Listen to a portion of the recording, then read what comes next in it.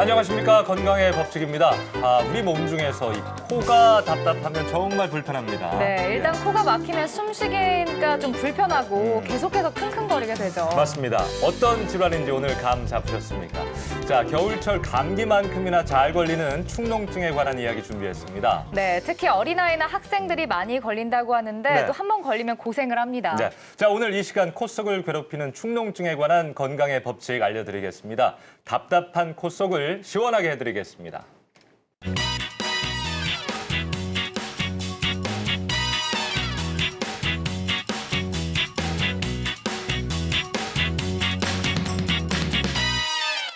면역력이 떨어지기 쉬운 겨울철이나 환절기에 잘 걸리는 대표적인 질환은 흔히 축농증으로 알려진 부비동염인데요.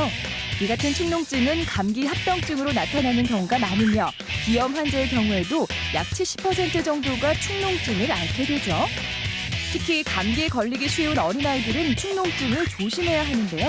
실제 국민건강보험관리공단 조사에 따르면 2012년 기준 9세 이하 어린이가 전체 환자의 31.6%로 가장 높은 비율을 차지하는 것으로 나타났습니다.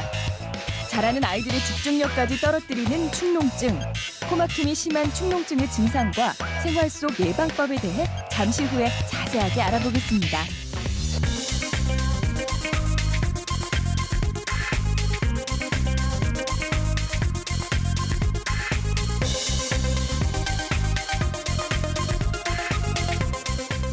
네, 시간이 왜 이렇게 빠른지 모르겠어요. 네. 벌써 봄이 왔습니다.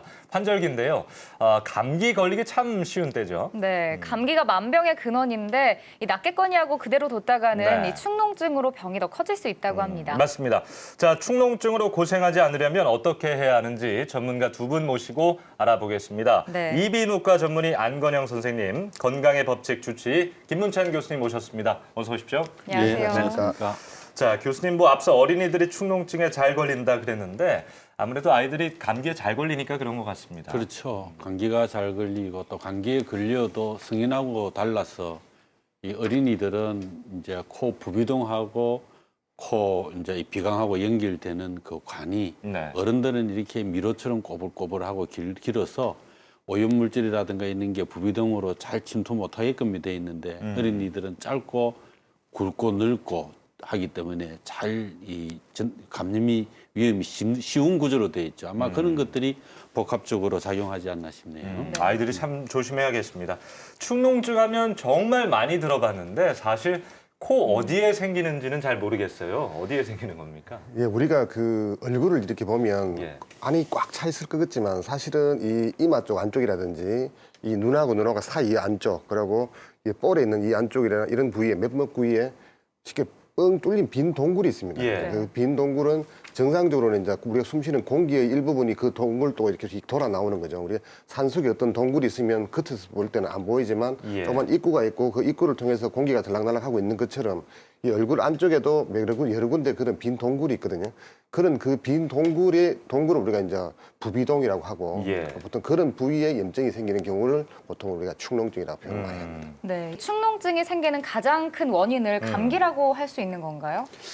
예, 축농증이 생기는 원인은 사실은 뭐 여러 가지가 있을 수 있겠지만은 네. 가장 흔한 원인은 일반적으로 그 부비동으로 가는 통로가 막히는 경우라고 생각합니다. 그래서 이 여기 부비동이 가는 부위가 있는데 거기서 우리 들어가는 공기가 그 어떤 통로를 통해서 이 부비동 안쪽으로 들어가게 되는데 예. 이 통로가 이제 점막이 붙는다든지 해서 그 통로가 막히게 되면 이제 그 통로 공기가 못 들어가게 되면 그 안쪽에 있는 어떤 그 분비물들이 빠져나오지도 못하고 시간이 지나면 세균 감염이 오면서 그 부위에서 그 농이 발생하거든요. 그 농을 일반적으로 우리가 축농증이라고 합니다. 그래서 이렇게 막힐 수 있는 원인이 되는 것은 모든 것이 다 원인이 될 수 있습니다. 그래서 주로 많이 흔한 게 감기라든지 아니면 알레르기성 비염 그리고 뭐 우리가 수영 같은 거 하다가 또 안 좋은 지저분한 그런 것들이 들어가서 그럴 수 생길 수도 있고 뭐 소아들 같은 경우에는 또 저것도 있죠. 애들이 뭐 그 종이나 이런 것들을 코 안에 집어넣어 갖고 예. 그런 것들이 오래 지나면 그런 것들 때문에 염증이 생기면서 그럴 수도 있고 그래서 이런 것처럼 이제 그 어떤 그 통로에 염증이 오고 점막이 부을 수도 있고 하는 그런 원인들은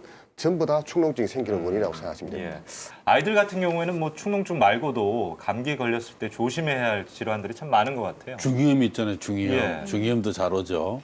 근데 또 하나 이제 우리 어머니들이 가끔 애들이 감기가 걸려서 열이 나고 하면은 이제 애 들쳤고 병원에 가면은 아이고 이거 내막염일 수 있다 이러면서 그 갓난애를 등에서 축소액을 뽑고 하는 거를 많이 경험해 보셨을 겁니다. 그럼 왜냐하면은 이제 우리가 뇌를 보호하는 막이 있어요. 뇌는 아주 우리가 보호를 해야 되기 때문에 이것이 이제 이 내막이 뇌를 보호하기 위해서 완전히 형성되려면은 3세 이후가 돼야 돼요. 예. 그래서 이거를 혈액과 뇌를 보호하는 막이다 그럽니다.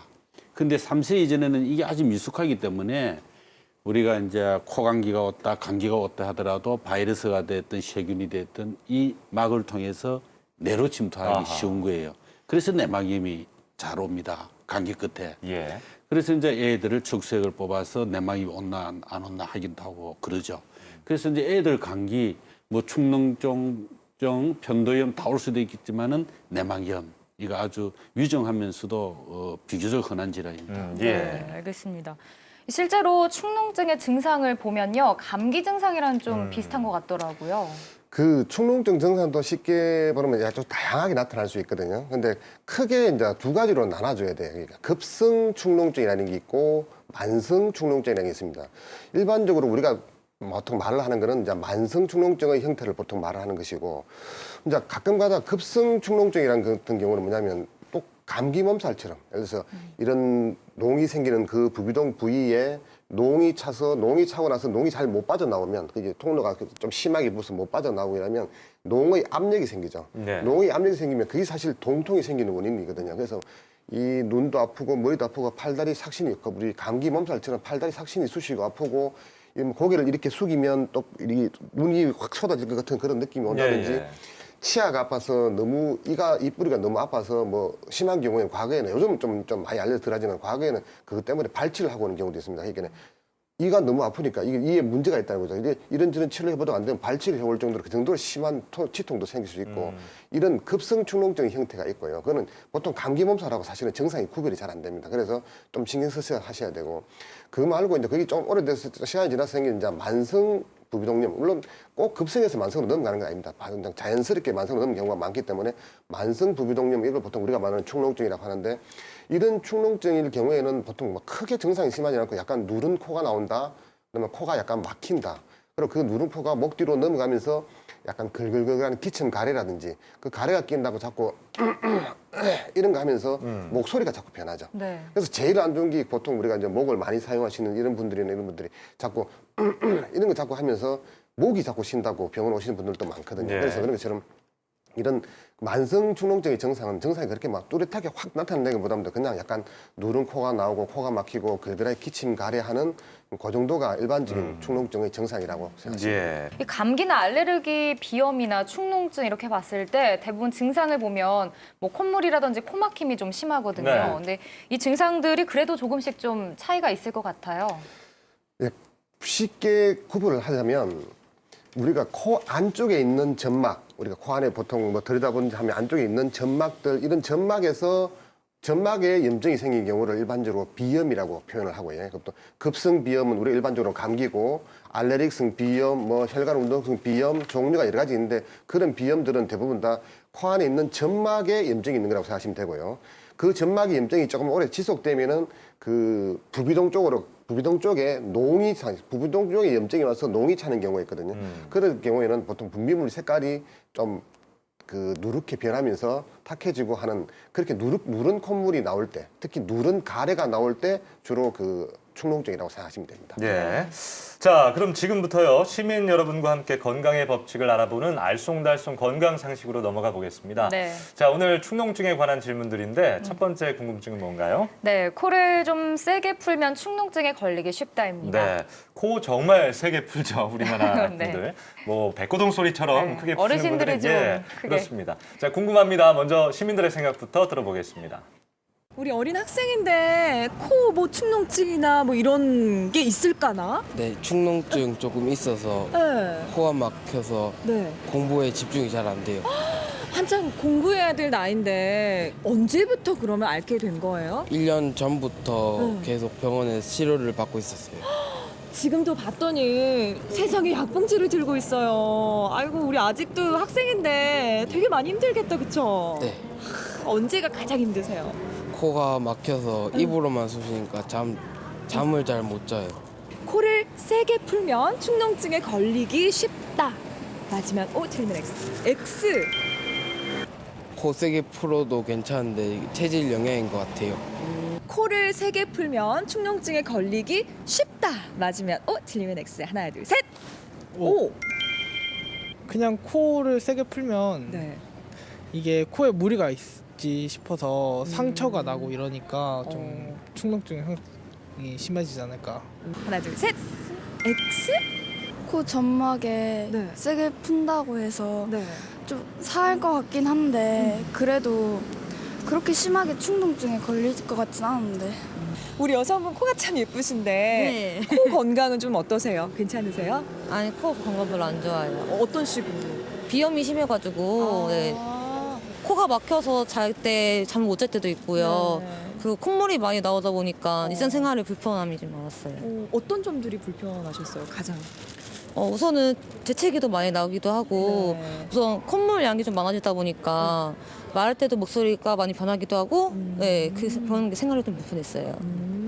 코를 세게 풀면 축농증에 걸리기 쉽다. 맞으면 O, 틀리면 X. 하나, 둘, 셋. X. 별로 관계가 없을 것 같은데 예. 축농증은 원래 선천적으로 생기는 거 아닌가요? 네. 자, 그래요. 코 건강이 안 좋아서 고생하시는 분들이 참 많은 것 같습니다. 네. 선생님께 한번 여쭤보죠. 코를 세게 풀면 축농증에 걸리기 쉽다. 맞으면 O, 아니면 X. 정답은 뭡니까? 제가 생각할 때는 X 같습니다. X요. 예. 사실은 이제 코를 풀면 코 안에 있는 것들이 그 아까 보는 부비동이나 이쪽으로 더 들어갈 것처럼 이렇게 사실은 느껴지거든요. 근데 네.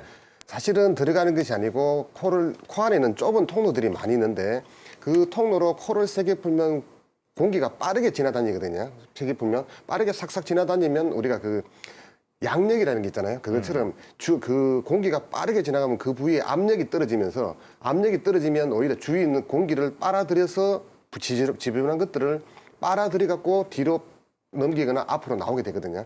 그래서 오히려 그 코 안에 있는 지저분한 안 좋은 분비물들을 제거해주는 역할을 하기 때문에 사실은 물론 뭐 너무 심하게 풀지 않는 이상은 오히려 어느 정도 세게 풀어도 축농증이 걸리기보다는 오히려 도움이 되지 않을까 오히려 싶습니다. 도움이 된다. 자, 그렇다면 반대로 우리가 소위 코를 먹는다는 네. 표현을 쓰거든요. 들이마시는 건 어떻습니까? 같은 역할을 한다고 생각하시면 됩니다. 예. 이게 공기를 그 주위로 공기가 빠르게 들어가든 나오든 이게 왔다 갔다 하면 그 주위로 음압이 생기면서 주위에 있는 분비물들을 끌어당겨서 같이 앞을 나오든지 뒤로 목으로 넘겨버리거든요. 그러면 코 안의 자체는 부비동 자체는 오히려 더 깨끗해지는 효과가 있다고 생각하시면 됩니다. 알겠습니다. 자, 다음 궁금증으로 한번 넘어가 보겠습니다. 네, 이번에는요. 엎드려 자면 축농증이 심해질 수 있다입니다. 네, 저도 예전에 수업 시간에 참 엎드려서 많이 잤거든요. 네. 자, 답이 뭔지 궁금합니다. 먼저 시민들의 생각부터 들어보겠습니다. 주변에 뭐 축농증을 앓고 계신 분이나 예. 제 아들이 예. 어떤지 좀 말씀해 주시겠어요? 충동심이 좀 심한 편이죠. 집중이 좀 안 되고 네. 항상 좀 고생을 많이 합니다. 계절만 되면. 그래서 뭐 어떤 치료를 받고 있나요? 치료를 이제 간단한 수술하려고 지금 계획하고 있습니다. 간단한 수술까지 계획을 네. 하시고 엎드려서 자게 되면 축농증이 심해질 수 있다. 맞으면 O, 틀리면 X요. 하나, 둘, 셋. X. 엎드리는 거하고는 전혀 상관이 없을 것 같은데. 예. 엎드려 자게 되면 축농증이 심해질 수 있다. 맞으면 O, 틀리면 X. 하나, 둘, 셋. O. 엎드려 자다 보면은 네. 베개에 코를 박고 자게 되잖아요. 그래서 숨쉬기에도 불편하고 코에 무리가 가지 않을까 해서요. 정답은요? O. 엎드려 자게 되면 호흡이 곤란해지고 코에 좀 부담이 좀 많이 갈 것 같아서 그럴 것 같아요. 하나, 둘, 셋. O. 엎드려서 잘 때마다 머리가 아프니까 코가 막혀서 그런 거 같다고 생각했어요. 엎드려서 자게 되면 축농증이 심해질 수 있다. 맞으면 O, 틀리면 X. 하나, 둘, 셋. X. 그냥 누워서 자는데 뭐 코에 무리가 가거나 네. 숨을 쉬기는 좀 약간 불편할 수도 있지만 네. 뭐 누르거나 압박하지 않으니까 예, 괜찮을 것 같아요. 네, 시민들의 생각 알아봤고요. 선생님께 여쭤보도록 하겠습니다. 엎드려 자면 축농증이 심해질 수 있다. O인가요, X인가요? 애매한 질문인데 예. 사실 크게 중요할 것 같지는 않지만 사실은 약간의 그 영향은 있지 않을까 싶은 생각이 듭니다. 예. 사실은 이게 이제 엎드리게 되면 그 앞쪽으로 그 사실 부종이나 이런 것들이 조금 더 올 거니까 오면은 오늘 통로나 이런 것들이 조금 더 막히는데 영향을 미치지 않을까 싶습니다만 그렇게 사실은 크게 중요한 건 아닌 것 같습니다. 예, 엎드려 자면 공부를 못 하니까 예, 그걸 좀 조심해야겠습니다. 자, 2가지 배워봤네요. 코를 세게 풀거나 들이마시는 건 오히려 축농증에 조금은 도움을 줄 수 있다. 그리고 엎드려 자는 것은 아무래도 축농증에 좋지 않을 수 있다. 확인했습니다. 알아두십시오.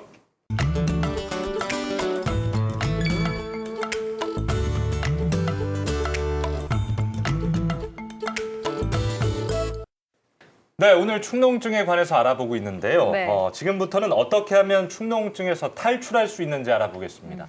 초기에 약을 좀 많이 먹더라고요. 약을 빨리 먹으면 좀 낫습니까?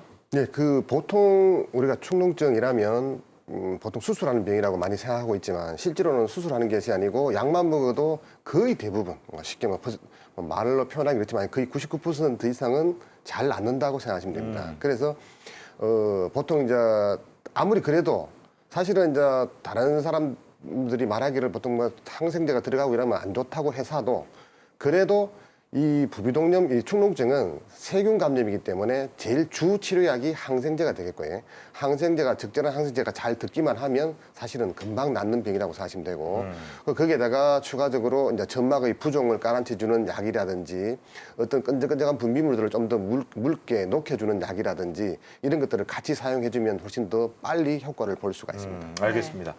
그 모든 병이 그렇듯이 만성으로 가면 좀 치료가 어렵습니다. 축농증도 만성 질환일 것 같은데 그 전에 만성 질환이라는 게 어떤 기준이 있는 겁니까? 그렇죠. 이제 우선 우리가 병리학적인 기준이 있어요. 예. 이제 세포라든가 조직을 채취를 해서 현미경적으로 봅니다. 보면은 급성기 때 보이는 세포, 이제 예를 들어서 호중구 위주로 염증이 형성돼 있으면 이제 급성이라는 진단이 붙고 또 이제 만성적으로 이제 염증을 일으키는 세포들, 형질세포라든가 당구세포라든가 대식세포라든가 이런 것들은 만성화됐을 때 이제 이 세포들이 이제 나오게 됩니다. 그 세포의 형태를 보고 이거는 만성이다는 답을 주죠. 임상적으로는 이렇습니다. 조직 장기에 따라서 기준이 달라요. 근데 오늘 우리 주제인 이렇게 축농증 같은 경우는 우리가 3주 이내면 급성이다. 3개월이 지나면은 이거는 만성이다. 그다음에 이제 간염. 만성 간염 흔하지 않습니까? 예. 이제 이런 경우는 6개월 이상 간염이 이제 간의 염증이 지속되면 우리가 이것을 만성 간염이라고 그러고 6개월 이전은 급성이라고 그러고 그러니까 장기마다 조금 임상적인 기준이 조금씩 다릅니다. 예. 자, 감기 끝에 축농증이 생긴다고 하셨는데요. 그렇다면 축농증이 이제 만성으로 넘어가고 더 심해지면 어떤 상황이 발생합니까? 근데 축농증이 코 안에서 이제 누른 아까 우리가 우리나라 사람들이 주로 표현하는 게 누른 코. 예. 좋은 표현이죠. 누른 코. 근데 사실은 누른 코가 아니고 정확하게 말하면 농이죠. 농이 코 안에서 줄줄 흘러나오는 거죠. 흘러나와갖고 여기 앞으로도 일부 나오지만 대부분은 목 뒤로 넘어갑니다. 목 뒤로 넘어가게 되면은 기관지로 자꾸 들어가게 돼 있고 그럼 기관지에서 자꾸 걸걸걸걸 하면서 기침 가래를 하게 되죠. 그러면서 예. 기관지에 염증이 오게 돼 있습니다. 그냥 오고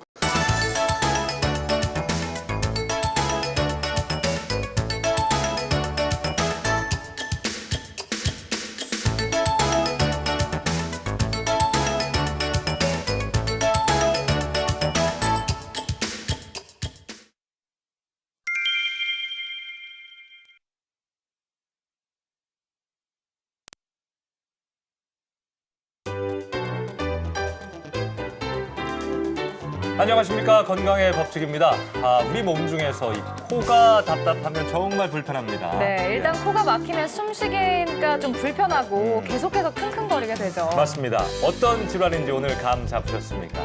자, 겨울철 감기만큼이나 잘 걸리는 축농증에 관한 이야기 준비했습니다. 네, 특히 어린아이나 학생들이 많이 걸린다고 하는데 네. 또 한 번 걸리면 고생을 합니다. 네. 자, 오늘 이 시간 코 속을 괴롭히는 축농증에 관한 건강의 법칙 알려드리겠습니다. 답답한 코 속을 시원하게 해드리겠습니다.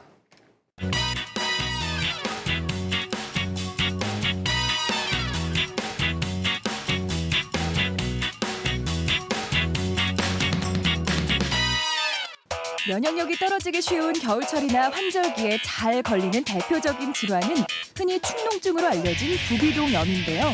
이 같은 축농증은 감기 합병증으로 나타나는 경우가 많으며 비염 환자의 경우에도 약 70% 정도가 축농증을 앓게 되죠. 특히 감기에 걸리기 쉬운 어린아이들은 축농증을 조심해야 하는데요. 실제 국민건강보험관리공단 조사에 따르면 2012년 기준 9세 이하 어린이가 전체 환자의 31.6%로 가장 높은 비율을 차지하는 것으로 나타났습니다. 자라는 아이들의 집중력까지 떨어뜨리는 축농증. 코막힘이 심한 축농증의 증상과 생활 속 예방법에 대해 잠시 후에 자세하게 알아보겠습니다.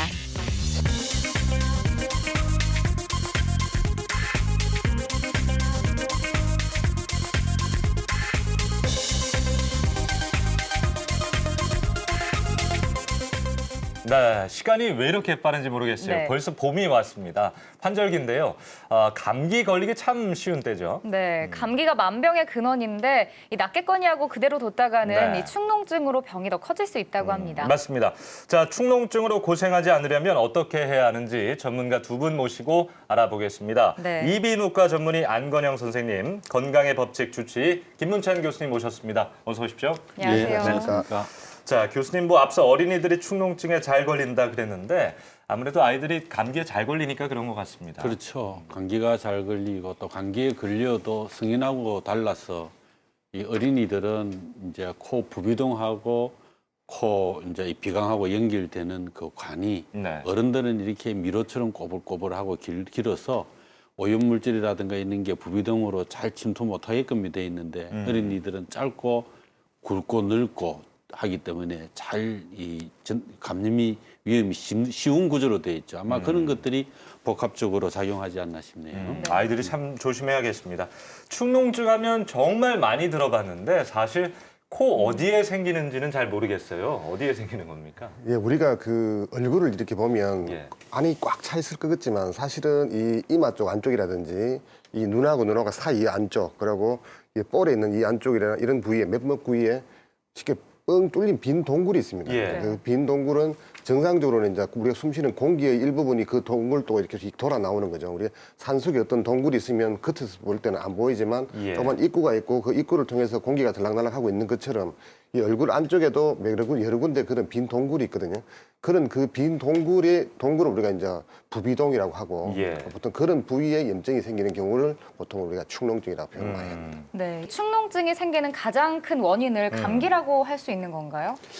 예, 축농증이 생기는 원인은 사실은 뭐 여러 가지가 있을 수 있겠지만은 네. 가장 흔한 원인은 일반적으로 그 부비동으로 가는 통로가 막히는 경우라고 생각합니다. 그래서 여기 부비동이 가는 부위가 있는데 거기서 우리 들어가는 공기가 그 어떤 통로를 통해서 이 부비동 안쪽으로 들어가게 되는데 예. 이 통로가 이제 점막이 붙는다든지 해서 그 통로가 막히게 되면 이제 그 통로 공기가 못 들어가게 되면 그 안쪽에 있는 어떤 그 분비물들이 빠져나오지도 못하고 시간이 지나면 세균 감염이 오면서 그 부위에서 그 농이 발생하거든요. 그 농을 일반적으로 우리가 축농증이라고 합니다. 그래서 이렇게 막힐 수 있는 원인이 되는 것은 모든 것이 다 원인이 될 수 있습니다. 그래서 주로 많이 흔한 게 감기라든지 아니면 알레르기성 비염 그리고 뭐 우리가 수영 같은 거 하다가 또 안 좋은 지저분한 그런 것들이 들어가서 그럴 수 생길 수도 있고 뭐 소아들 같은 경우에는 또 저것도 있죠. 애들이 뭐 그 종이나 이런 것들을 코 안에 집어넣어 갖고 예. 그런 것들이 오래 지나면 그런 것들 때문에 염증이 생기면서 그럴 수도 있고 그래서 이런 것처럼 이제 그 어떤 그 통로에 염증이 오고 점막이 부을 수도 있고 하는 그런 원인들은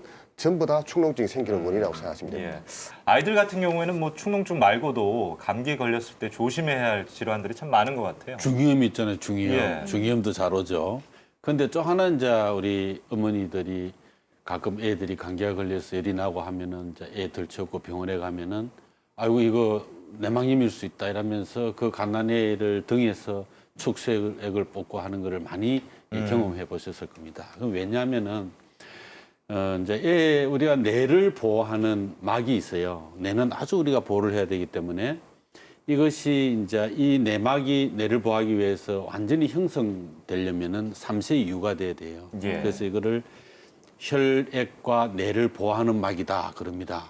근데 3세 이전에는 이게 아주 미숙하기 때문에 우리가 이제 코감기가 왔다, 감기가 왔다 하더라도 바이러스가 됐든 세균이 됐든 이 막을 통해서 뇌로 침투하기 아하. 쉬운 거예요. 그래서 내막염이 잘 옵니다. 감기 끝에. 예. 그래서 이제 애들을 측수액을 뽑아서 내막이 온나 안 온나 하기도 하고 그러죠. 그래서 이제 애들 감기 뭐 축농증, 편도염 다 올 수도 있겠지만은 내막염 이거 아주 위중하면서도 비교적 흔한 질환입니다. 예. 네, 알겠습니다. 실제로 축농증의 증상을 보면요, 감기 증상이랑 좀 비슷한 것 같더라고요. 그 축농증 증상도 쉽게 보면 좀 다양하게 나타날 수 있거든요. 근데 크게 이제 두 가지로 나눠줘야 돼요. 그러니까 급성 축농증이라는 게 있고 만성 축농증이라는 게 있습니다. 일반적으로 우리가 보통 말을 하는 거는 이제 만성 축농증의 형태를 보통 말을 하는 것이고, 이제 가끔가다 급성 축농증이라는 것 같은 경우는 뭐냐면 또 감기 몸살처럼, 예를 들어서 이런 농이 생기는 그 부비동 부위에 농이 차서 농이 차고 나서 농이 잘 못 빠져나오면 그게 통로가 좀 심하게 부어서 못 빠져나오고 이러면 농의 압력이 생기죠. 네. 농의 압력이 생기면 그게 사실 동통이 생기는 원인이거든요. 그래서 이 눈도 아프고 머리도 아프고 팔다리 삭신이 있고 우리 감기 몸살처럼 팔다리 삭신이 쑤시고 아프고 고개를 이렇게 숙이면 또 이 눈이 확 쏟아질 것 같은 그런 느낌이 온다든지 예. 치아가 아파서 너무 이뿌리가 너무 아파서 뭐 심한 경우에는 과거에는 요즘은 좀 많이 알려드라지만 과거에는 그것 때문에 발치를 하고 오는 경우도 있습니다. 그러니까 이가 너무 아프니까 이에 문제가 있다는 거죠. 이제 이런저런 치료를 해봐도 안 되면 발치를 해올 정도로 그 정도로 심한 치통도 생길 수 있고 이런 급성 축농증의 형태가 있고요. 그거는 보통 감기 몸살하고 사실은 증상이 구별이 잘 안 됩니다. 그래서 좀 신경 써서 하셔야 되고 그거 말고 이제 그게 좀 오래돼서 시간이 지나서 생긴 이제 만성 부비동염, 물론 꼭 급성에서 만성으로 넘어가는 건 아닙니다. 자연스럽게 만성으로 넘는 경우가 많기 때문에 만성 부비동염 이걸 보통 우리가 말하는 축농증이라고 하는데 이런 축농증일 경우에는 보통 막 크게 증상이 심하지 않고 약간 누른 코가 나온다, 그러면 코가 약간 막힌다. 그리고 그 누른 코가 목 뒤로 넘어가면서 약간 글글글하는 기침 가래라든지 그 가래가 낀다고 자꾸 이런 거 하면서 목소리가 자꾸 변하죠. 네. 그래서 제일 안 좋은 게 보통 우리가 이제 목을 많이 사용하시는 이런 분들이나 이런 분들이 자꾸 이런 거 자꾸 하면서 목이 자꾸 쉰다고 병원 오시는 분들도 많거든요. 예. 그래서 그런 것처럼 이런 만성 축농증의 증상은 증상이 그렇게 막 뚜렷하게 확 나타나기보다는 그냥 약간 누른 코가 나오고 코가 막히고 글글하게 기침 가래하는 그 정도가 일반적인 축농증의 증상이라고 생각합니다. 예. 이 감기나 알레르기, 비염이나 축농증 이렇게 봤을 때 대부분 증상을 보면 뭐 콧물이라든지 코막힘이 좀 심하거든요. 네. 근데 이 증상들이 그래도 조금씩 좀 차이가 있을 것 같아요. 예, 쉽게 구분을 하자면 우리가 코 안쪽에 있는 점막, 우리가 코 안에 보통 뭐 들여다보는 하면 안쪽에 있는 점막들, 이런 점막에서 점막에 염증이 생긴 경우를 일반적으로 비염이라고 표현을 하고요. 또 급성 비염은 우리 일반적으로 감기고 알레르기성 비염, 뭐 혈관 운동성 비염 종류가 여러 가지 있는데 그런 비염들은 대부분 다 코 안에 있는 점막에 염증이 있는 거라고 생각하시면 되고요. 그 점막의 염증이 조금 오래 지속되면은 그 부비동 쪽에 부비동 쪽에 염증이 와서 농이 차는 경우가 있거든요. 그런 경우에는 보통 분비물 색깔이 좀 그 누렇게 변하면서 탁해지고 하는 그렇게 누른 콧물이 나올 때, 특히 누른 가래가 나올 때 주로 그 축농증이라고 생각하시면 됩니다. 예. 자, 그럼 지금부터요, 시민 여러분과 함께 건강의 법칙을 알아보는 알쏭달쏭 건강 상식으로 넘어가 보겠습니다. 네. 자, 오늘 축농증에 관한 질문들인데 첫 번째 궁금증은 뭔가요? 네, 코를 좀 세게 풀면 축농증에 걸리기 쉽다입니다. 네, 코 정말 세게 풀죠, 우리나라 네. 분들. 뭐 백고동 소리처럼 네, 크게 푸시는 어르신들이 분들은 좀 크게. 그렇습니다. 자, 궁금합니다. 먼저 시민들의 생각부터 들어보겠습니다. 우리 어린 학생인데 코 뭐 축농증이나 뭐 이런 게 있을까나? 네, 축농증 조금 있어서 네. 코가 막혀서 네. 공부에 집중이 잘 안 돼요. 한창 공부해야 될 나이인데 언제부터 그러면 앓게 된 거예요? 1년 전부터 계속 병원에 치료를 받고 있었어요. 지금도 봤더니 세상에 약봉지를 들고 있어요. 아이고 우리 아직도 학생인데 되게 많이 힘들겠다, 그쵸? 네. 언제가 가장 힘드세요? 코가 막혀서 입으로만 쑤시니까 잠을 잘 못 자요. 코를 세게 풀면 축농증에 걸리기 쉽다. 맞으면 O, 틀리면 X. X. 코 세게 풀어도 괜찮은데 체질 영향인 것 같아요. 코를 세게 풀면 축농증에 걸리기 쉽다. 맞으면 O, 틀리면 X. 하나, 둘, 셋. O. 그냥 코를 세게 풀면 네. 이게 코에 무리가 있지 싶어서 상처가 나고 이러니까 좀 축농증 형이 심해지지 않을까. 하나, 둘, 셋. X. 코 점막에 네. 세게 푼다고 해서 네. 좀 사할 것 같긴 한데 그래도 그렇게 심하게 충농증에 걸릴 것 같진 않은데. 우리 여성분 코가 참 예쁘신데 네. 코 건강은 좀 어떠세요? 괜찮으세요? 아니 코 건강 별로 안 좋아요. 어떤 식으로? 비염이 심해가지고 네. 코가 막혀서 잘 때 잠 못 잘 때도 있고요. 네. 그리고 콧물이 많이 나오다 보니까 일상생활에 불편함이 좀 많았어요. 어떤 점들이 불편하셨어요? 가장? 우선은 재채기도 많이 나오기도 하고 네. 우선 콧물 양이 좀 많아지다 보니까 말할 때도 목소리가 많이 변하기도 하고 네, 그런 게 생활이 좀 불편했어요. 코를 세게 풀면 축농증에 걸리기 쉽다. 맞으면 O, 틀리면 X. 하나, 둘, 셋. X. 별로 관계가 없을 것 같은데 예. 축농증은 원래 선천적으로 생기는 거 아닌가요? 네. 자, 그래요. 코 건강이 안 좋아서 고생하시는 분들이 참 많은 것 같습니다. 네. 선생님께 한번 여쭤보죠. 코를 세게 풀면 축농증에 걸리기 쉽다. 맞으면 O, 아니면 X. 정답은 뭡니까? 제가 생각할 때는 X 같습니다. X요. 예. 사실은 이제 코를 풀면 코 안에 있는 것들이 그 아까 보는 부비동이나 이쪽으로 더 들어갈 것처럼 이렇게 사실은 느껴지거든요. 근데 네. 사실은 들어가는 것이 아니고 코 안에 있는 좁은 통로들이 많이 있는데 그 통로로 코를 세게 풀면 공기가 빠르게 지나다니거든요. 세게 풀면 빠르게 싹싹 지나다니면 우리가 그 양력이라는 게 있잖아요. 그것처럼 그 공기가 빠르게 지나가면 그 부위에 압력이 떨어지면서 압력이 떨어지면 오히려 주위에 있는 공기를 빨아들여서 지저분한 것들을 빨아들여 갖고 뒤로 넘기거나 앞으로 나오게 되거든요. 그래서 오히려 그 코 안에 있는 지저분한 안 좋은 분비물들을 제거해주는 역할을 하기 때문에 사실은 물론 뭐 너무 심하게 풀지 않는 이상은 오히려 어느 정도 세게 풀어도 축농증이 걸리기보다는 오히려 도움이 되지 않을까 오히려 싶습니다. 도움이 된다. 자, 그렇다면 반대로 우리가 소위 코를 먹는다는 네. 표현을 쓰거든요. 들이마시는 건 어떻습니까?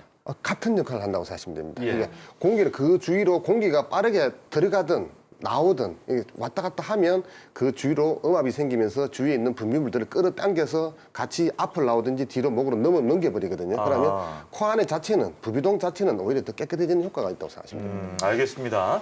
자, 다음 궁금증으로 한번 넘어가 보겠습니다. 네, 이번에는요. 엎드려 자면 축농증이 심해질 수 있다입니다. 네, 저도 예전에 수업 시간에 참 엎드려서 많이 잤거든요. 네. 자, 답이 뭔지 궁금합니다. 먼저 시민들의 생각부터 들어보겠습니다. 주변에 뭐 축농증을 앓고 계신 분이나 예. 제 아들이 아 예. 어떤지 좀 말씀해 주시겠어요? 충농증이 좀 심한 편이죠. 집중이 좀 안 되고 네. 항상 좀 고생을 많이 합니다. 계절만 되면. 그래서 뭐 어떤 치료를 받고 있나요? 치료 이제 간단한 수술하려고 지금 계획하고 있습니다. 간단한 수술까지 계획을 네. 하시고 엎드려서 자게 되면 축농증이 심해질 수 있다. 맞으면 O, 틀리면 X요. 하나, 둘, 셋. X. 엎드리는 거하고는 전혀 상관이 없을 것 같은데. 예. 엎드려 자게 되면 축농증이 심해질 수 있다. 맞으면 O, 틀리면 X. 하나, 둘, 셋. O.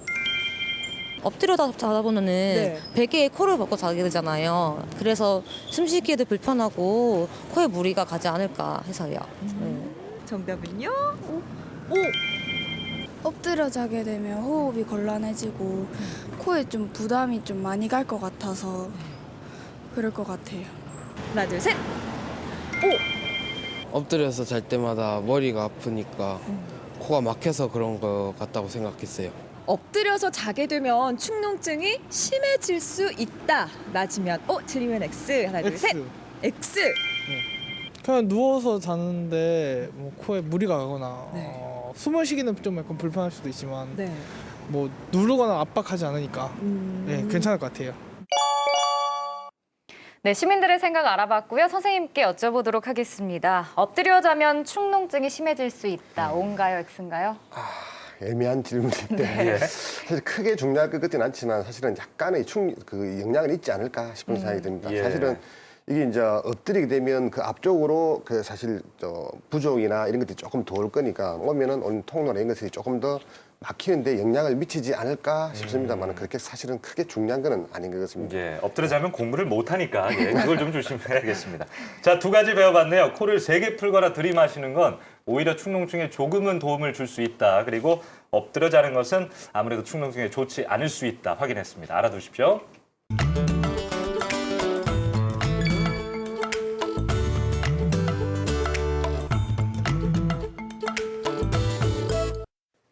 네, 오늘 축농증에 관해서 알아보고 있는데요. 네. 지금부터는 어떻게 하면 축농증에서 탈출할 수 있는지 알아보겠습니다.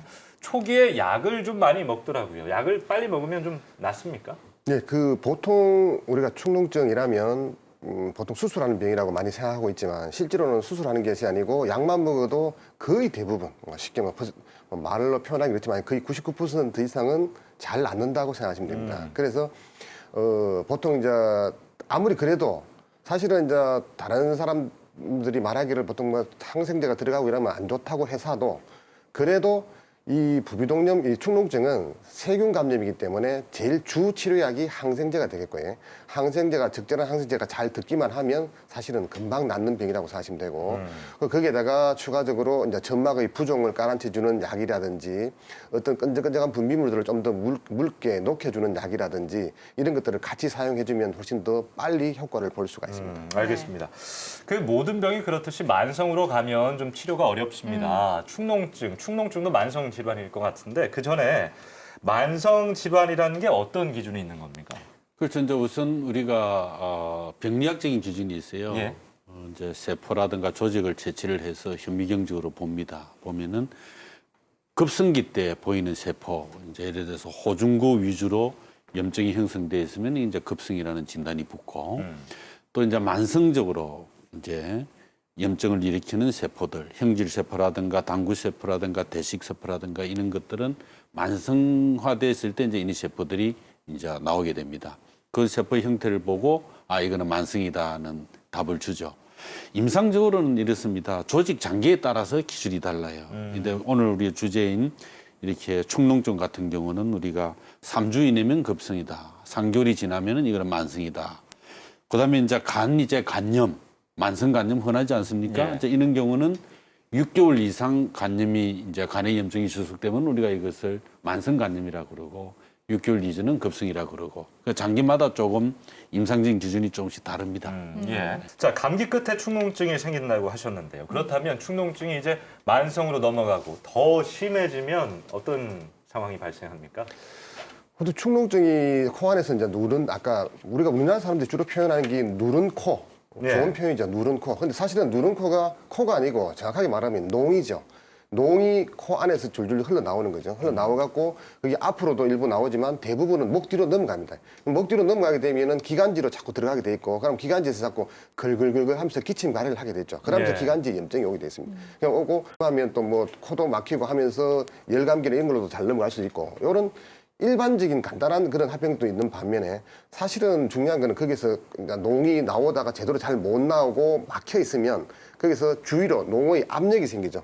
농이 압력이 생기면 막 눈알이 아프다든지 막 이런 증상이 생기면서 그게 약간씩 빠져나가서 농이 빠져나가서 눈알로 들어간다든지 뇌로 올라갔는지 이런 이제 치명적인 합병증으로 넘어갈 수가 있습니다. 그래서 이런 치명적인 합병증은 사실은 그렇게 흔하진 않지만 한번 생기면 굉장히 심하고 위험하기 때문에 그런 것들도 다 올 수가 있습니다. 네. 그다음에 이 축농증을 치료할 때 뭐 어린이나 성인의 경우 좀 차이가 있을 수 있나요? 보통 아까도 말씀드린 것처럼 소아의 축농증 같은 경우에는 잘 걸리고 잘 낫습니다. 그래서 일반적으로 약물 치료를 하는 것이 거의 대부분 원칙이고 약물 치료만 하면 잘 낫습니다. 근데 이제 보통 우리 주위에서 보면은 소아 축농증을 가지고 거의 1년 내내 병원 다니면서 치료하시는 분들도 많이 있거든요. 사실 그런 경우에는 약간 다른 게 뭐냐면 축농증이 안 나아서 계속 간다기보다는 사실 나았다가 또 오고 나았다가 또 오고 계속 반복되는 것이 더 중요합니다. 재발이 문제가 더 재발. 크다는 거죠. 그래서 이 낫고 난 축농증을 치료하는 것이 중요한 것이 아니고 사실 예. 치료하고 낫고 난 뒤에 다시 생기지 않게 막아주는 여기에 보통 부모님들이 신경을 써줘야 되는데 나사주는 데만 자꾸 신경을 쓰게 되니까 나아놓고 한 일주일만 지나면 또 옵니다. 예. 보통 비염 때문에 주로 오는 경우에는 한 일주일만 지나면 또 오고 또 열심히 데리고 와서 치료해주고 나사 놓으면 일주일만 또 오고 그래서 이런 거 있죠. 아빠 출근시켜놓고 애 데리고 병원 가는 거를 업으로 사는 주부들이 많습니다. 그런 분들이 대부분 다 그런 의미라고 그 생각합니다. 저도 이제 요 대목에서 우리 이제 애 키우는 주부님들께 꼭 당부드리고 싶은 게 있어요. 축농증은 아까 이야기했듯이 주치료가 항생제다 말이에요. 예. 그럼 항생제를 자꾸 쓰다 보면 이게 내성이 문제가 됩니다. 그리고 이게 이제 안 나서서 자꾸 질질 끌고 오래 가는 것이 아니고 완치가 되었다가 이게 재발이 된단 말입니다. 재발되면 또 항생제를 써야 되고 항생제를 쓰면 내성이 생기면 낫기도 어리고 나중에는 써야 될 뭐 항생제도 얻게 되고 만성으로 가게 되고 이러니까 그거 좀 조심해야 된다. 알겠습니다. 관리를 좀 잘해야 된다. 네. 예, 예. 아, 좋은 말씀 해주셨네요. 이 혹시 축농증하고 관련이 있나 해서 여쭤보는 건데 그 주변에 보면 코가 좀 휜 분들이 있습니다. 콧날이 휘었다고 하죠. 그게 뭐 미용상의 문제도 있지만 코 건강에 좀 문제가 있지 않을까 싶어요. 그래서 이제 그런 경우는 뭐 외상으로 다쳤거나 이래서 이제 코가 좀 이렇게 외상으로 보이는 경우는 있는데 그 뭐 증상이 보기 흉하거나 하면은 치료를 해야겠죠. 그런데 이제 지금 문제가 되는 건 사실 우리나라 국민들이 비중격 망곡증이라고 해서 예. 끝은 멀쩡한데도 보면은 거의 이 비중격 코를 받쳐주는 이 기둥이 있잖아요. 네. 그 예, 구멍이 예. 두 개면 그 중간에 이것이 사실은 딱 바른 사람이 별 없다 그래요. 과학적으로 이제 이게 코가 자주 한쪽이 막힌다, 축농증이 원인이 되었다, 비유성 비염이 생기기도 하고 두통이 오기도 하고 여러 가지 되는데 예. 문제가 되는 분들이 한 22.4%가 된다 그러니까 상당하죠. 그러네요. 거의 5명 3명 중 중 1명이 명이네. 예. 있다는데 그러다 보면 이제 심하면 입으로 호흡하기도 되고 입으로 호흡하면 아까 이야기했듯이 구취원이 되기도 예. 하고 이거 심하면 또 두통도 유발하고 집중이 떨어진다 그래요.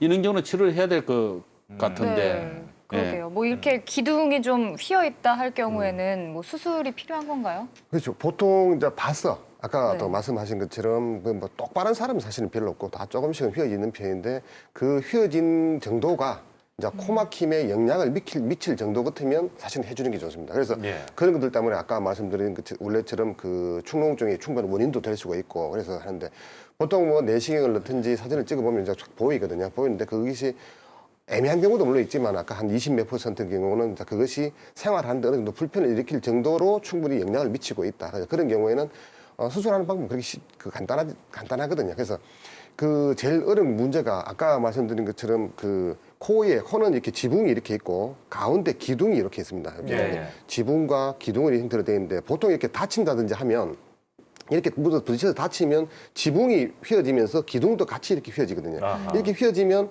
지붕이 휘어진 거 이거는 보통 외비 추형이라서 이제 봤을 때 우리가 보기 싫다 이런 미용상의 문제가 생기는 것이고 이 가운데 칸막이가 이렇게 휘어지게 되면 이 칸막이 요것 때문에는 코막힘이 생기게 됩니다. 그래서 이런 코막힘은 원인이 될 정도로 코가 휘어져 있는 그런 경우에는 수술하는 방법은 그렇게 그렇게 어렵고 위험한 것이 아니기 때문에 간단하게 콧구멍 안으로 해서 간단하게 휘어진 거를 발아주는 수술이 있습니다. 그걸 해주면 뭐 쉽게 편안하게 숨 쉴 수 있습니다. 자, 이렇게 실제 축농증으로 오랫동안 고생하다가 수술을 받은 분이 있어서 저희가 한번 찾아가 봤습니다. 네. 김수희 리포터 전해주시죠. 네, 코가 오똑한 것보다 더 중요한 것이 바로 코 건강이겠죠. 그중에서도 축농증은 코가 맹맹, 머리가 지끈지끈하기 때문에 공부나 직장 생활에 집중을 할래야 잘 할 수가 없다고 합니다. 그런데 이 축농증 수술을 통해서 이 문제를 말끔히 해결한 분이 있다고 하는데요. 지금부터 바로 만나볼게요. 네, 안녕하세요. 안녕하세요. 그동안 많이 힘드셨을 것 같아요. 언제부터 이런 증상들이 있으셨나요? 예, 되게 어릴 때부터 이제 기억은 잘 안 나는데 기억 한 4, 5살 정도 그때부터 그랬던 것 같아요.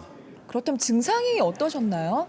코막힘은 기본이었고 이제 콧물이 계속 나오고요. 누런 콧물 같은 게 그리고 자고 일어나면 개운하지 않고 머리가 약간 띵한 그런 증상이 좀 많았습니다.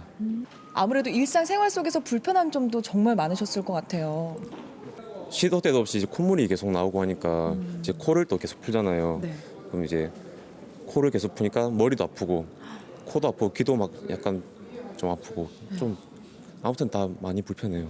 이분 같은 경우에는 코가 많이 막히고 또 코에서 누르고 끈적끈적한 것들이 많이 나와서 목 뒤로 넘어가면서 걸걸해 기침가루도 생기고 코가 막히는 것 때문에 잠잘 때 자꾸 뒤척이면서 피곤하고 머리도 멍하니 띵하면서 아프고 그런 것들이 심해서 와서 사진을 찍어봤더만 안쪽으로 축농증이 특히 왼쪽 같은 경우에는 축농증이 아주 심하고 혹이 많이 나 있었습니다. 지금 이쪽이 오른쪽이고 이쪽이 왼쪽이거든요. 왼쪽인데 오른쪽 같은 경우는 양쪽에 눈이 있으면서 오른쪽 같은 경우에는 축농증 생겨야 되는 그런 부위가 이렇게 정상적으로 공기는 이렇게 까맣게 나오거든요. 그래서 까만 공기가 잘 차 있습니다. 그래서 특히 이 공기가 여기서부터 시작해서 이렇게 통하는 통로가 중요합니다. 이렇게 통로가 통하고 이렇게도 통하고 물론 요 부위가 조금 밀려 있긴 하지만 공기가 이렇게 위로 이렇게 다 통해줘야 되거든요. 이렇게 새카맣게 깨끗하게 나오는 이런 경우가 오른쪽이 정상적인 경우로 하면 되겠고요. 왼쪽에는 지금 이런 것들이 참 농이 고여 있고 혹이 나 있고 여기는 혹하고 농이 꽉 차갖고 전혀 뭐 공기가 까만 게 공기인데 이 부위 눈하고 눈하고 사이 있는 이 부위에는 공기가 한 방울도 없을 정도로 꽉 차 있거든요. 수술이라는 게 사실 덜컥 겁이 나잖아요. 내가 수술을 해야겠다라고 결심을 하게 된 가장 큰 계기가 어떻게 되죠? 예전에는 이제 입술을 들어서 뭐 이렇게 넣어서 했다 하더라고요. 근데 요즘에는 뭐 기계가 뭐 좋아서 뭐 그냥 간단하게 뭐 그냥 이제 내시경 넣고 이제 그냥 레이저로 한다 하더라고요. 그래서 이렇게 겁은 많이 안 났어요. 축농 수술 중에서도 이제 이렇게 물혹이 많이 나 있는 그런 경우에는 수술이 좀 더 어렵죠. 왜냐하면 특히 그 안쪽으로 들어가려고 하면 혹을 다 제거하면서 들어가야 되기 때문에 좀 더 어렵고 피도 조금 더 날 수 있습니다. 원래는 축농 수술할 때는 사실은 요즘은 피가 그렇게 많이 안 납니다. 거의 안 나다시피 하는데 이분 같은 경우는 피도 좀 많이 났고 그래서 이제 들어가면서 통로를 다 열고 들어가서 안에 있는 그런 안 좋은 것들을 다 제거를 하고 단계적으로 들어갈 때 주위에 들어가면 여기에 눈도 있고 저 머리 위에는 그 위쪽으로는 뇌에 있는 뇌축색 같은 것도 있을 수 있기 때문에 그런 부위들을 하나하나 피해가면서 요즘은 내비게이션이라는 장비가 있어서 그 내비게이션 장비를 걸어놓으면 그런 부위로 들어가는 것들을 다 가르쳐 주거든요. 방법 여기 들어가면 된다 안 된다는 걸 가르쳐 주기 때문에 그걸 보면서 이제 그 중요한 들어가면 안 되는 부위를 피해서 꼭 뚫어줘야 되는 그런 그 부위를 정확하게 구멍을 내서 공기가 잘 통하게 뚫어주는 수술이라고 생각하시면 됩니다. 수술하신 지 열흘 정도 됐다고 들었는데 지금은 많이 좀 상쾌하신 것 같아요. 어떠세요? 지금은 이제 코가 뻥 뚫렸어요. 이제 숨쉬기도 편하고 그리고 이제 자고 일어나면 또 개운하고. 네. 야, 자고 일어나면 개운하다 마지막 좋죠. 말이었는데 제 머리까지 아주 그냥 맑아지는 것 같아요. 네. 예, 코 관리 잘 하시길 바랍니다. 네, 근데 아까 저희가 좀 얘기를 했는데 축농증이 계속해서 이제 재발이 높다고 하셨잖아요. 실제로도 수술하고 나서도 재발될 가능성이 높나요? 예, 사실은 그 축농증이 하는 것이 생기는 근본적인 원인을 우리가 따져보면 그 원인이 보통 아까 말한 잦은 감기라든지 그다음 뭐 알레르기성 비염이라든지 이런 것들 때문에 축농증이 생겼다가 또 약물 치료하면 낫거든요. 나았다가 또 축농증은 또 왔다 갔다 합니다. 근데 그런 알레르기성 비염이나 감기 때문에 축농증이 자꾸 생겼다가 나았다가 하다가 그러다가 점막이 어떻게 부어서 물혹처럼 이런 게 생겨버리면 보통 이제 수술을 해줘야 되거든요. 네. 수술해줘야 되는데 그런 그 축농증이 생긴 원인이 비염이나 대부분이 알레르기성 비염인데 알레르기성 비염은 있고 그것 때문에 2차적으로 생긴 축농증이나 물혹을 우리가 수술을 해줬잖아요. 해줬는데 그 원인은 남아있는 거예요. 원인은 남아있는 거기 때문에 계속 또 그 수술을 끝나고 다 낫고 난 뒤에도 또 이 알레르기성 비염은 계속 자극해서 비염이나 축농증이나 이런 걸 자꾸 만들거든요. 네. 그래서 그 수술이 끝나고 났는데 그걸로 끝나는 게 아니고 그 알레르기성 비염을 계속 예방해주는 평상시에 생활에서 관리해주는 걸 해주지 않으면 그게 재발한다고 봐야 되거든요. 그래서 그 평상시 관리가 굉장히 중요합니다. 그래요. 지금 방금 예방 말씀해 주셨는데 뭐 당연히 치료보다 예방이 더 중요할 네. 겁니다. 일단은 감기에 안 걸리는 게 중요할 것 같아요.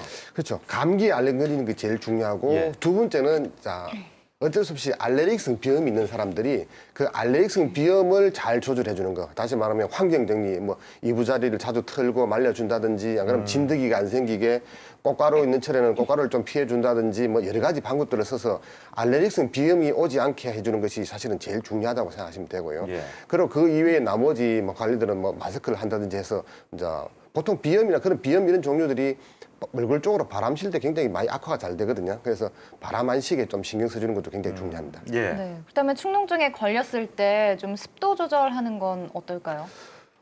굉장히 많이 도움이 됩니다. 쉽게 이야기하면 네. 그 코안이 하는 역할이 우리가 바깥에 있는 공기가 코안을 통과하면서 습도와 온도를 조절해서 그 목 안으로 넘어가게 되는데 이 중간에 코하는 역할이 많아지면 많아질수록 코에도 무리가 오게 되겠죠. 그래서 습도를 바깥에서 습도를 높여서 습도 조절을 잘해주면 코가 그만큼 할 일이 줄어들잖아요. 그럼 그만큼 코도 편안해지고 코의 염증도 이런 것도 훨씬 더 적게 오게 되어 있습니다. 그 제가 어디에서 봤는데 축농증일 때 또는 그냥 평소에 코 속을 세척해 주는 게 참 좋다고 하는데 예방 차원에서 괜찮은 겁니까? 사실은 씻는 것이 쉽지는 않거든요. 예. 그래서 그렇게 크게 많이 평상시에 그걸 늘 씻고 하는 것은 사실 그렇게 크게 권유하고 싶은 생각이 별로 없고요.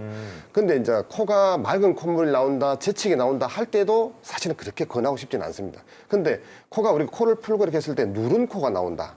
그리고 누런 가래가 나온다. 이럴 때는 저는 적극 씻는 것이 도움이 많이 된다. 그리고 약물 치료를 하더라도 씻으면서 그럴 때는 약물 치료를 하더라도 씻으면서 약물 치료를 하는 경우하고 그냥 약물 치료하는 경우하고 효과도 차이 나고 기간도 굉장히 차이 난다 생각합니다. 그래서 씻어주는 게 많이 도움이 됩니다. 지금 뭐 도구나 그런 건 없는데 어떻게 씻으면 되는 건지 간략하게 좀. 예, 그 씻는 것은 이제 과거에는 예. 뭐 저도 어릴 때 충농증 걸려서 많이 씻어봤습니다. 집에서 씻었는데 이제 우리 그릇에다가 소금물을 타서 소금물을 코로 이렇게 들어 마셨거든요. 들어 마셔갖고 입으로 뱉고 들어 마시고 입으로 이게 사실은 어려울 것 같은데 사실 몇 번만 해보면 잘 쉽게 잘 굉장히 됩니다. 고통스러울 것 같아요. 좀 예. 그래요. 좀 걱정스럽긴 한데 잘 돼. 근데 처음에는 어려운데 한 몇 번만 하고 나면 그다음부터는 사실은 그렇게 크게 힘들지는 않습니다. 그래서 집에 애들도 소아들도 사실 뭐 엄마가 처음에 시킬 때는 막 안 하려고 막 하겠지만 며칠만 씻고 나면 그다음부터는 잘 씻습니다. 근데 그렇게 하는 것도 사실 힘드니까 요즘에 이제 이 기구 그렇게 비싸진 않아요. 약국 같은 데 가면은 한 몇천 원. 몇천 원 단위로 해갖고 많이 종류가 여러 가지가 나와 있습니다. 그런 걸 이용해서 그냥 이 코 안으로 이렇게 푹푹 품어서 코 안을 이렇게 씻어주는 그런 개념이 되는 것들도 있고 또 그보다는 요즘 더 좀 좋은 게 뭐냐면 고개를 앞으로 이렇게 많이 숙이면서 이거 코를 막으면서 물을 넣어주는 게 있거든요.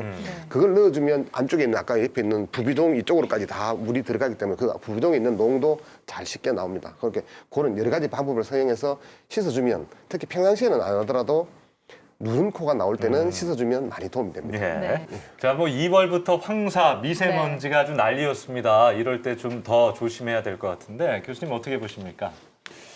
어제 오전 1시를 기해서 전국적으로 미세먼지 주의보가 발령이 됐죠. 예, 이게 뭐 사실은 방송 원래 날이니까 처음 녹화당일, 그렇죠. 예, 원래 어제. 처음입니다. 네. 그런데 물론 이제 미세먼지가 호흡기로 들어가니까 호흡기 질환과는 직접적 관련이 있지만은 사실은 미세먼지가 1급 발암물질입니다. 이 깜짝 놀랄 발표가 2013년 10월 17일. 우리 뭐 먼지 정도 마시고 짐 청소하면서도 마시고 뭐 이 정도야 대수롭지 않게 생각했지 않습니까? 그런데 이것이 2013년 세계 보건기구 산하 WHO 국제암연구소에서 1급 발암물질로 최종 평가를 했습니다. 11개국 대표들 전문가들이 모여서 23명이 거의 만장일치로 이것은 1급 발암물질이 맞다. 1000여 개의 연구 결과들이 거의가 일치하고 있고 예. 또 1급 발암물질이라고 규정을 하려고 그러면은 이것이 어떻게 해서 폐암을 일으키는가 하는 메커니즘이 또 밝혀져야 되고 실제로 그런가 하는 또 과학적 근거가 충분해야 됩니다. 1급 발암물질로. 그래서 이제 어제 처음으로 또 미세먼지 주의보가 발령이 됐다. 이럴 때는 어떻게 되냐면은 어린이나 노약자는 될 수 있으면 외출을 삼가해야 됩니다. 네. 외출을 삼가하더라도 꼭 황사 마스크를 하고 외출을 하셔야 되고 들어오시면은 손발 자주 꼭 씻어야 되고 물을 자주 마셔야 되고 예. 그러셔야 됩니다. 알겠습니다. 자, 충농증은 뭐 재발도 잘 된다고 하니까 예방이 무엇보다 중요합니다. 일단 감기 조심하시고요. 황사가 심할 때는 국가에서 공인된 황사 마스크 꼭 착용하시기 바랍니다.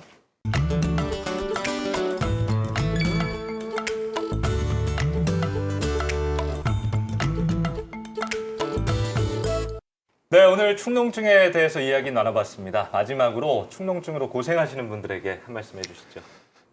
역시 충농증이 원인이 되는 그 비염을 잘 관리해 주시는 게 가장 중요하다는 생각이 들고요. 네. 근데 비염을 잘 관리하는 비염이 또 지금 곧 이제 3월 달부터 꽃가루 알레르기 시즌이 오거든요. 지금 아까 말씀하신 것처럼 또 그 미세먼지나 황사도 오고 또 3월 중순쯤 되면 꽃가루 알레르기도 오게 돼 있고 그럼 또 약간 이제 날씨가 좋아지면 바깥에 나가서 이제 야외 나들이를 많이 하다 보면 얼굴 쪽으로 바람이 슬렁슬렁 오는 거 시원하잖아요. 근데 그 시원한 얼굴 쪽으로 바람이 슬렁슬렁 오는 거는 무조건 안 좋다 생각하시면 됩니다. 오면은 비염에는 무조건 악화시키거든요.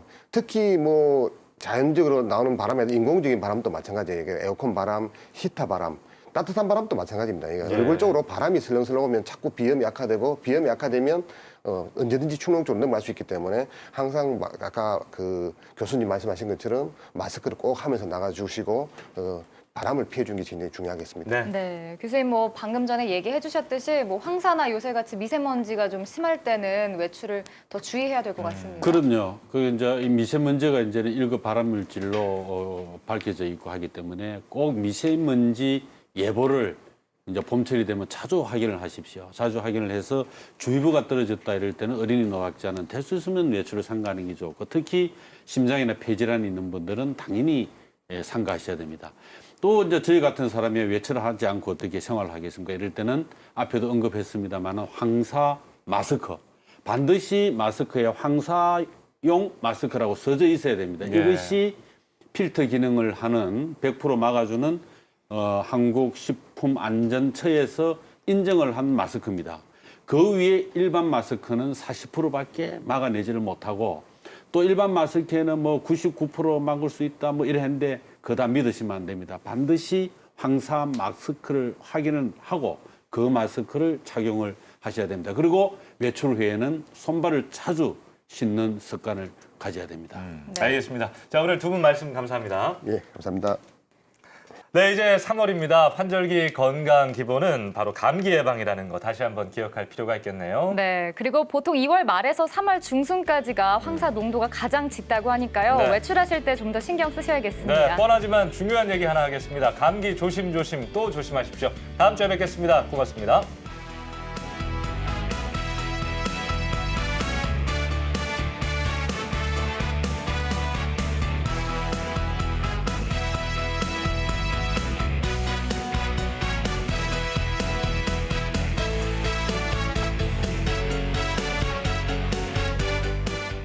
이 프로그램에 참여하신 분들께는 삼양제넥스에서 올리고당 세트를, 날마다 챙기는 건강의 힘 호호 날마다 견과에서 차와 견과류 세트를 드립니다.